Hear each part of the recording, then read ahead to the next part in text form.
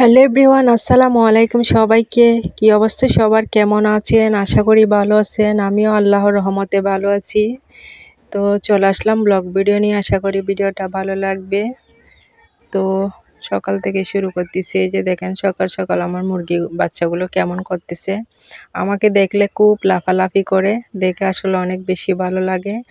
আর এদিকে দেখেন মুরগিটা ঠান্ডার মধ্যে কেমন করতেছে, যদিও সুস্থ আছে আলহামদুলিল্লাহ, খাবার খেয়ে বসে আছে। তো ওইদিকে চলে আসলাম আম্মুর সাথে সকাল সকাল। আমাদের ঘরের পাশে জমিনে এখানে খেতি করছে কিছুটা, তো এগুলা তো সকলে চিনেন, দুন্দুল। তো যদি হঠাৎ করে এসে বাগানে এরকম দুন্দুল দেখতে পান তাহলে কেমন লাগবে? আমার তো অনেক ভালো লাগতেছে, আপনাদের অনুভূতিটা জানাবেন। আসলে আমি কয়দিন এখানে আসা হয় নাই, আমি হঠাৎ করে আম্মুর সাথে দুন্দুল তুলতে এসে দেখে মাশাআল্লাহ পুরাটাই অবাক হয়ে গেছি। এত যে ভালো লাগতেছে বলার মতো না।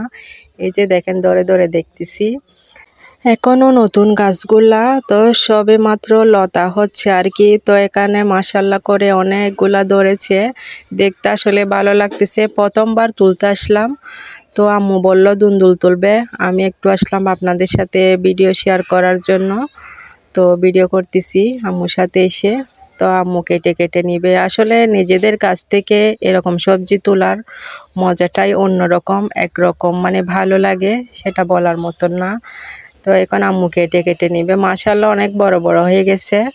তো আসলে এসে হঠাৎ করে দেখে আমার খুবই ভালো লাগছে। আসলে অনেক দেরিতে আসা হয়েছে এখানে, তো দেখি না আমি যদিও এগুলো। তো এসে দেখার পর খুবই ভালো লাগতেছে। এই যে দেখেন মাশাআল্লাহ করে কেটে নিচ্ছে, সবাই একটু মাশাআল্লাহ বলবেন। এই যে দেখেন কি দারুণ লাগতেছে নিজেদের বাগানের সবজি।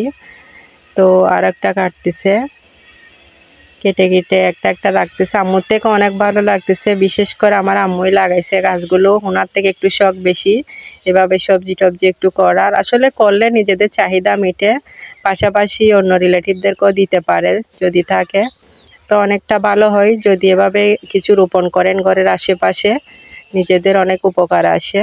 তো আমাদের তো বাগানে থেকে অনেক কিছু মাশাআল্লাহ খাওয়া হয়। এই যে 3টা নিয়ে নিল, অনেক সুন্দর লাগতেছে। আপনাদের কেমন লেগেছে কমেন্ট করে জানাবেন। দুন্দুল এগুলা ছোট ছোট চিংড়ি মাছ দিয়ে রান্না হবে, আমার থেকে খুব ভালো লাগে। আপনাদের কার কার পছন্দ জানাতে ভুলবেন না।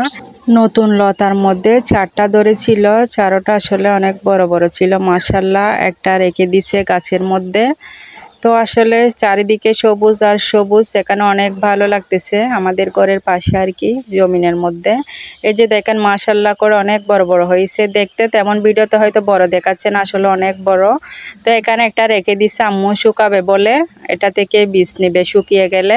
আসলে ঘরের বীজ থেকে যদি মানে চারা উৎপাদন করা হয় অনেক বেশি ভালো হয়, বাহিরের বীজগুলো অনেক সময় ভালো পড়ে না, সেজন্য আম্মু এটা শুকিয়ে এটা থেকে বীজ নিবে।